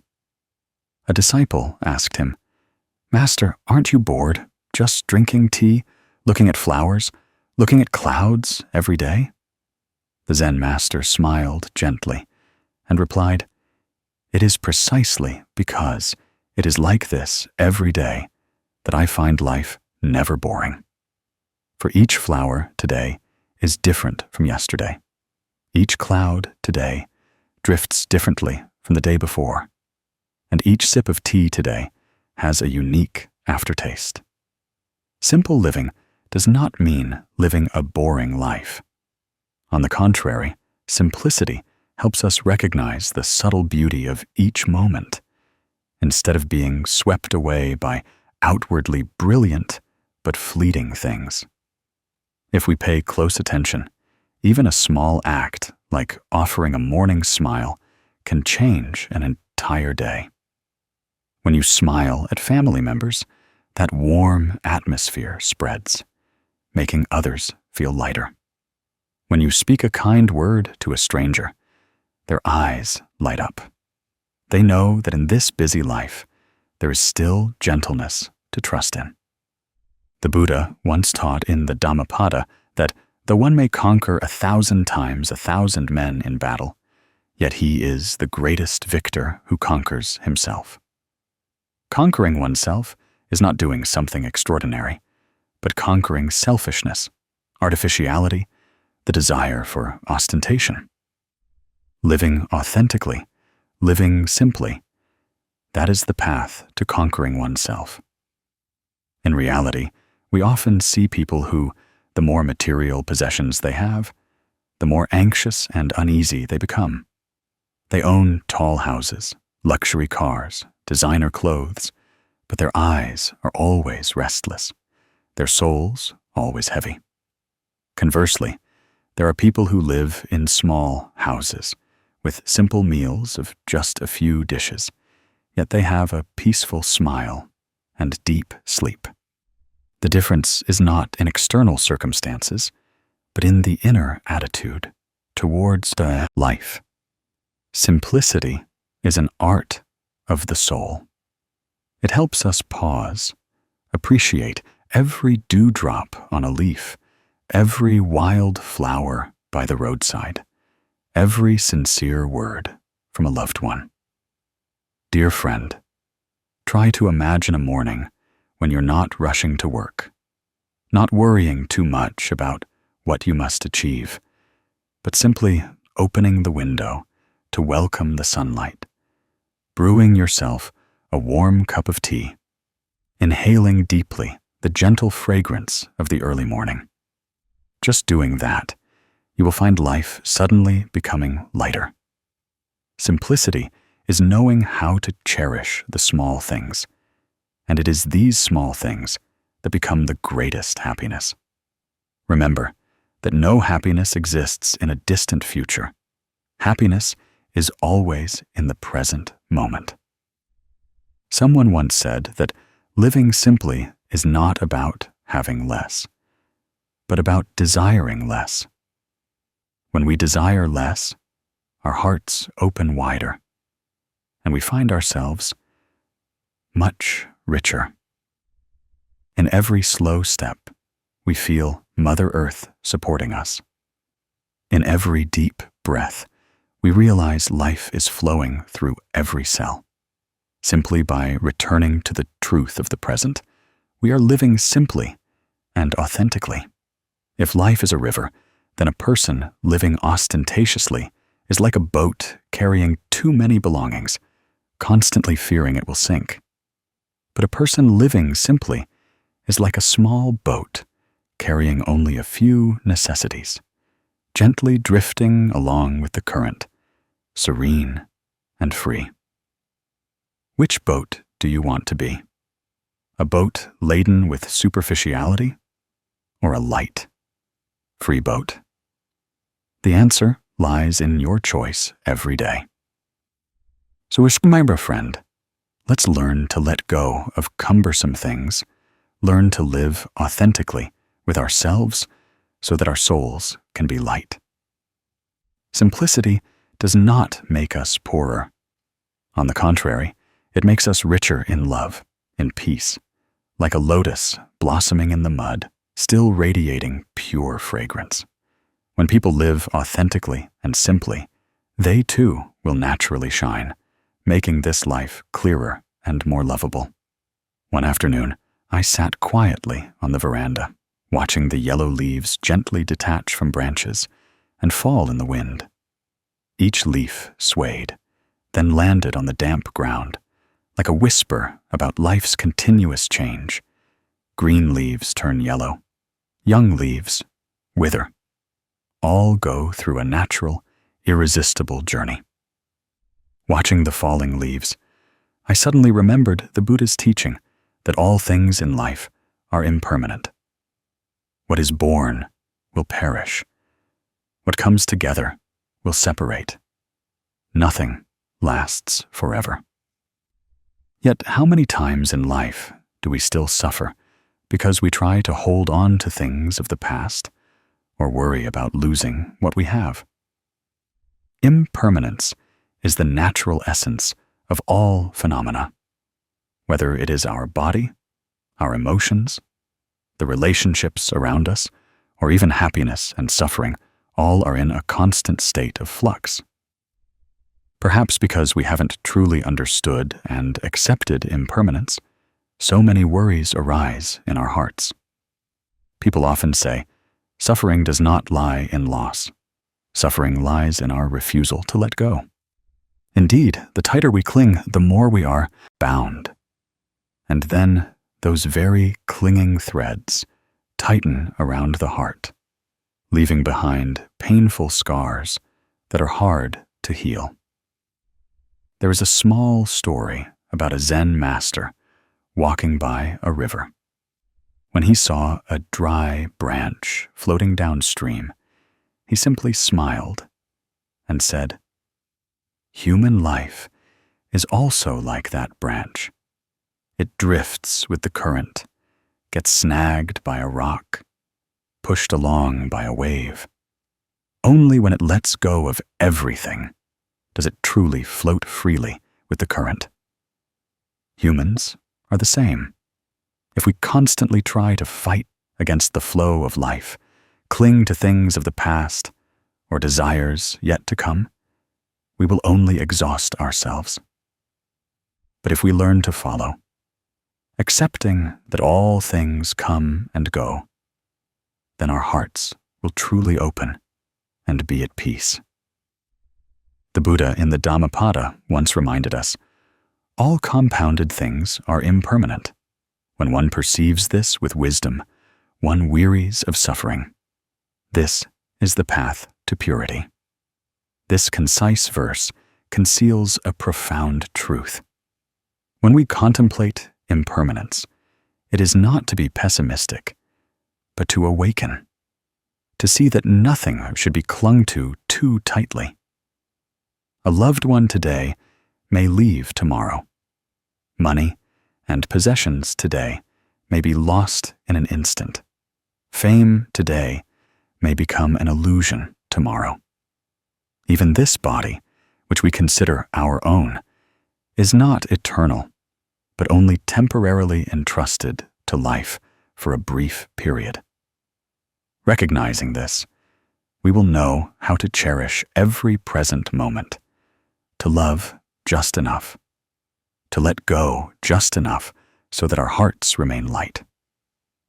But letting go does not mean denial, nor does it mean indifference to life. Letting go, in the spirit of the Buddha's teachings, is letting go of attachment, of the clinging filled with craving and fear. We can still love, but it is a vast love, not accompanied by possessiveness. We can still care, but it is a mindful care, not the fear of loss. When we let go, we do not lose. On the contrary, we open up a sky of freedom in our souls. Like a bird released from its cage, It can then soar across the sky, no longer confined by visible or invisible bonds. Someone once confided that they suffered greatly from losing a relationship, feeling as if their whole world had collapsed. But after many years, looking back, they realized that the very loss had opened another path for them, leading to new opportunities, teaching them to love themselves more. If they had clung to it back then, unwilling to let go, perhaps they would have been forever stuck in suffering, unable to grow, unable to discover new things in life. Just as when one door closes, another is waiting to open, if only we are brave enough to walk through. Letting go is placing faith in that impermanent flow, no longer fearing, but knowing that whatever happens is an opportunity to grow and awaken. In the scriptures, there is a saying, "Human life is as brief as a dewdrop on a blade of grass." That image reminds us that all glory and wealth, all suffering and joy, are merely fleeting, then vanish like morning dew before the sun. If we understand this, we will no longer be so burdened by daily gains and losses. Those who criticize us are also impermanent. Those who praise us are also impermanent. Success, failure, joy, sorrow, all are like clouds drifting across the sky of consciousness. If we keep chasing the clouds, we will get lost. Only when we stop and watch the clouds drift by do we realize that the sky is inherently clear and vast, never clouded by any cloud. Letting go, therefore, is not losing, but returning to that sky. When we release a burden, our shoulders are no longer heavy. Our steps become lighter on life's journey. When we let go of resentment, our hearts have room for love. When we let go of worry, our hearts are calm enough to savor the present moment. Each act of letting go is an act of freedom. Each freedom is a step closer to serenity. Try sitting still and listening to your breath. The breath comes and goes, gently like waves lapping the shore. We cannot hold on to any single breath, but it is precisely by letting it go that we create space to inhale the next. If we cannot even hold on to a single breath, how can we hold on to the constantly changing current of life? There is only one way: to breathe with it, live with it, smile at every change, and place faith in the natural flow. And then, when one day we face loss, separation, things that make our hearts ache, we can remember that impermanence is also a loving reminder. Because we know life is impermanent, we cherish the people who are with us today. Because we know tomorrow may bring change, we learn to speak kind words, do good deeds, and live fully in every moment. Letting go is not to detach from life, but to live more deeply, more harmoniously, more mindfully amidst its currents. If someone today is carrying a deep sorrow, an inconsolable loss in their heart, please allow yourself a moment of stillness. Look at the clouds in the sky. See them come and go. Look at the river flowing by. See the old water gone, new water arriving. Place your hand on your chest. Listen to your heartbeat. Then smile softly. Everything will pass. Only love and inner peace will remain.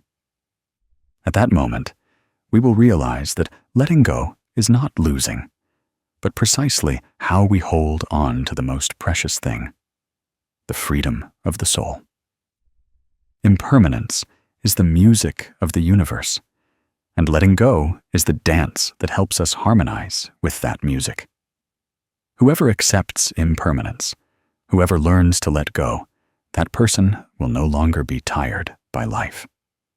And one day, when we walk very lightly, our hearts like a lotus blossoming in the pond, untainted by worldly dust, we will know that we have truly found peace. Some people live in this world like a cool breeze. They pass through, leaving behind a gentle fragrance, but never wishing anyone to know their name. They choose to live quietly, not concerned with fame, not seeking recognition. What they leave behind is not applause or the spotlight, but a feeling of peace, a little faith, a poor thread of love that weaves into the hearts of those they touch. Quietly, kind people are like this, without needing anyone to see them, without needing anyone to glorify them. They still naturally shine like a small lamp in the dark, enough to warm anyone who is lost. I want to tell you a story. In a small village, there lived a woman named Lan. All her life, she lived in a small house nestled under the shade of an old banyan tree. People knew her simply as a gentlewoman who sold vegetables at the market. She was not highly educated, nor did she have great wealth. But there was one thing everyone in the village whispered about. When people went to her stall, they not only bought vegetables and fruits, but also took home a smile and a feeling of peace, because she always treated everyone kindly. Once, a poor little boy passed by her stall. He kept staring at the sweet potatoes, but didn't dare to say anything. Mrs. Lan smiled, gently put a few sweet potatoes into a bag, gave it to him, and said, "Take them home to warm your belly. When you grow up, you can pay it back to life." The boy shyly ran off, his eyes sparkling. No one knew that story, because she never recounted it. But perhaps it was from such quiet acts that the seed of kindness was sown in a child's heart, and that seed would later blossom and grow into a cool shade tree for someone else in the future. That woman never appeared on any stage of honor. No one ever wrote articles praising her. But in the eyes of the villagers, she was like a lamp that was always lit, not dazzling or brilliant, just a soft, gentle light that quietly shone. That is the essence of kindness. It doesn't need to be loud. It doesn't need to be ostentatious, but it is persistent and spreads like cool water, seeping deep into the earth, nourishing every tiny sprout. In the Dhammapada, the Buddha once taught, "The fragrance of flowers does not travel against the wind, but the fragrance of the virtuous person travels against the wind, reaching all directions." A person who lives with quiet kindness is like that. They don't need to step onto a stage, don't need praise, but the fragrance of their benevolent heart naturally spreads far, and nothing can stop it. Because what comes from the heart will find its way to another heart, like an underground stream seeping through rocks, silent yet persistent. If we look deeply into life, we will see countless people living like Mrs. Lan. They might be a dedicated village teacher who taught students their whole life without anyone ever knowing their name. They might be a farmer, quietly tending fields to provide nourishing rice for countless families. They might be a nurse, a sanitation worker, someone doing a small job that the world often overlooks. But it is precisely from these jobs, from these nameless hands, that this life can be sustained and operate. So, what is the lesson here? True light doesn't need a stage. We are accustomed to thinking that we must be recognized, must be honored to have value. But the truth is Some of the greatest things in life are often the quietest. The sun rises every morning without demanding thanks. But without that light, all living things would perish.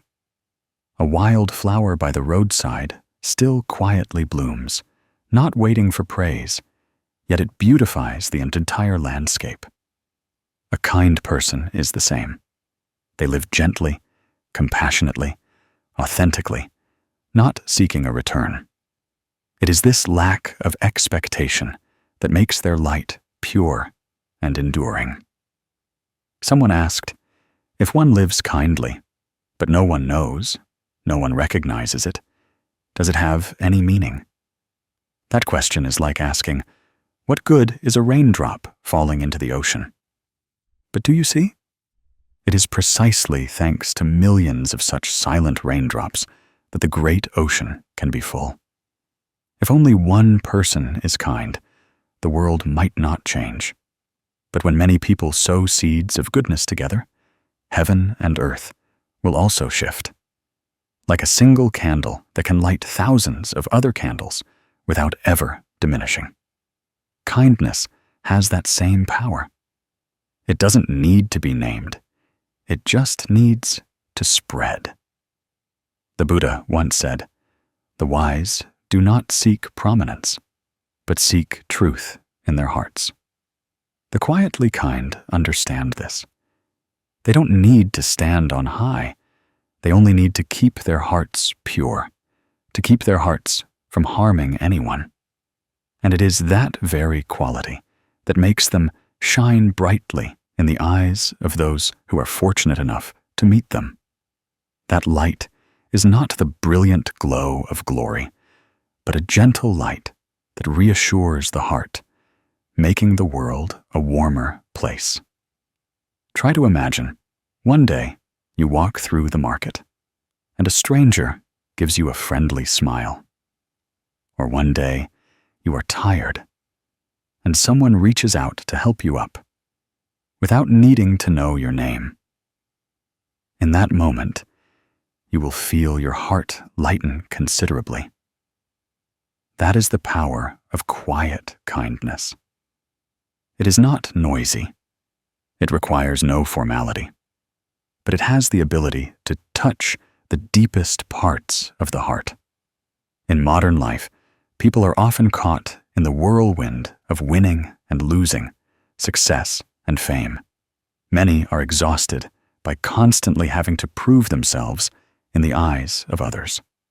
But if we learn to live like those quietly kind people, we will find life suddenly becoming much lighter. For when we no longer care about recognition, we will be free. When we no longer fear being forgotten, we will be at ease. A person who knows how to live true to their heart finds a stage wherever they are, because the natural light from their heart is always enough to illuminate. There is one special thing: quiet kindness never disappears. It's like a seed sown in the ground. We may not see it sprout immediately, but it will quietly grow. And at some point, it will flourish. A kind word, a kind action, a kind smile can sow faith in someone's heart, encouraging them to keep going. And from that faith, they will in turn offer kindness to others. The cycle of karma continues to spread indefinitely. So, living kindly is not to be recognized, but to be oneself. When we live true to our hearts, we already shine enough.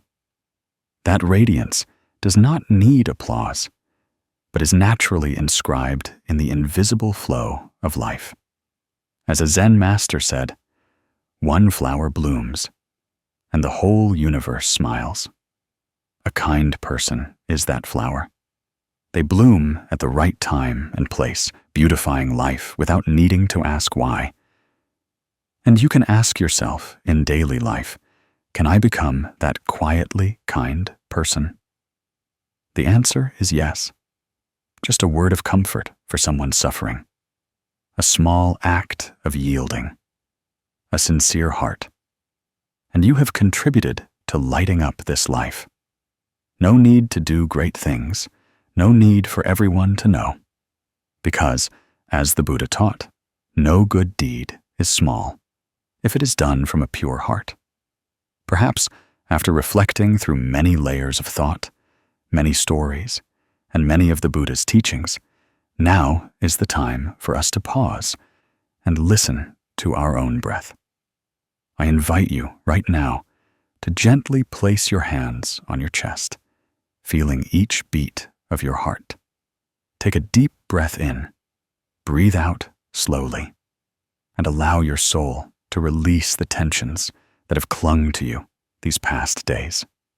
Like a lotus blossoming in a muddy pond, we can allow ourselves to be pure, to abide, to truly return to ourselves, just this once. Throughout the journey, perhaps we have compared ourselves too many times wondered why others have this, and we don't. Perhaps we have been exhausted by endless competitions of winning and losing, only to end up with heaviness and bitterness in our hearts. But now, try to let go of all comparison and hear a gentle whisper. You don't need to be better than anyone. Just returning to yourself is enough. The Buddha once taught that the wise do not seek a place in competition, but seek stability in their souls. In the Dhammapada, he taught that conquering 1,000 enemies may not be the ultimate victory. Conquering oneself is the greatest victory. When we read that saying, we might think it's just a reminder. But if we place our hand on our heart and look back, we will see that it is precisely the battles within our own minds that exhaust us. Winning against others only gives us fleeting joy, but conquering impatience, conquering the desire to win or lose, conquering one's own ego, that is the path to true freedom. There is a small story about an old man living in a remote countryside. He lived alone in an old wooden house, spending his years growing vegetables and raising chickens, unconcerned with worldly affairs. People often asked him if he felt lonely without anyone beside him.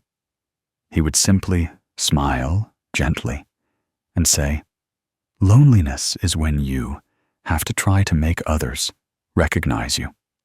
But when you are complete within your heart, then stillness is your companion."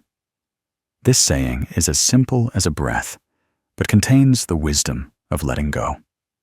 The old man didn't need the eyes of others to feel valuable because he had found warmth within.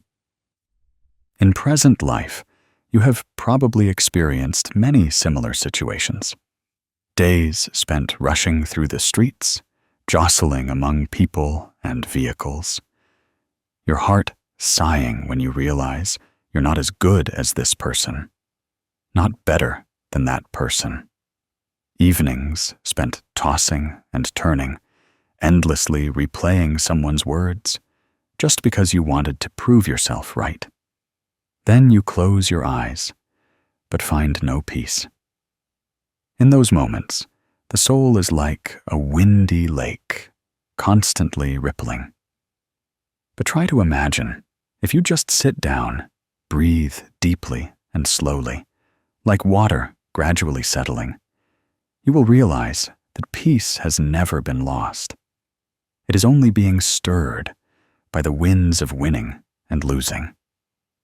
The ancients said, "The mind is like water, the heart like clouds." When our mind is like water, it is clear and reflects everything, just as it is. When our heart is like clouds, it is light and floats freely across the vast sky, clinging to nothing. If we can live like this, we are no longer imprisoned by the judgment of others, but truly free in every breath. The Buddhist teachings remind us that letting go is not easy, for the habit of winning and losing has been deeply rooted within us for a very long time. But the Buddha taught that no seed sown will fail to sprout. If each day we sow a little mindfulness, a little compassion, a little patience, then one day the flower of peace will naturally blossom in our hearts. And at that time, we will see that happiness has never been with others, but always in the peaceful abiding of our own mind. Allow yourself right now to let go of yesterday's burdens. Let go of tomorrow's worries, so that only the present moment remains. Breathing in, we know we are breathing in. Breathing out, we know we are breathing out. Everything, whether suffering or happiness, is merely a cloud drifting across the sky of consciousness, and we can choose to watch them pass without being swept away. As you hear these words, I hope you feel a soothing calm in your heart, like a dewdrop falling on a young leaf. No need for applause, no need for stage lights, no need to win in front of others. You only need to be brave enough to return, to let go. And you yourself will be the greatest victory. Letting go does not mean loss. It is precisely an opening, like a clenched hand that, if unwilling to open, will never be able to receive anything more. But when the hand opens, the vast sky will rush in. Letting go is the door to inner freedom. When we no longer compete with life, we have truly won. So, I invite you once more to take a deep breath in and slowly exhale, to listen to your heart whispering, I don't need to be better than anyone.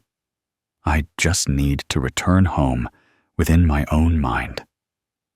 This mind is a place of peace, an indestructible home, a shelter for life's rainy and sunny days. And from that place, I will find my heart light like a cloud, my steps serene, and light will naturally radiate without needing to search far.